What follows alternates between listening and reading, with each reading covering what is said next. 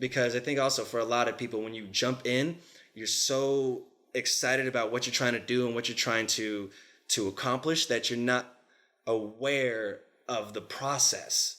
And a lot of these things, like I tell people, you can get into dance or whatever field you want in so many different ways. You don't have to be, like I know everybody wants to be Kobe Bryant or LeBron James, but you don't have to be Kobe or LeBron to be a part of the organization. Yeah. Like you can, there's the managers, the coaches, there's your trainers, equipment manager. Like there's so many different avenues to get in. And whether you own your own studio, open a convention, or try to create something else that's new, it's like you have to learn the process of what all these things are. Yeah. And it's a great eye opener when you're willing to help, because you're then willing to look at everything and be like, oh, you see things outside, like a 10,000 foot view of. Right. And the beauty is that it's broken down. The smoke and mirrors is gone. The big stage is like, wow, it took 4 people to put this thing together. You take it apart, you add the tape, you do this, and it's like when you really get to see that, you really get to be like, I can do this. I can do whatever it is that you're doing. I can do whatever it is you're doing. I can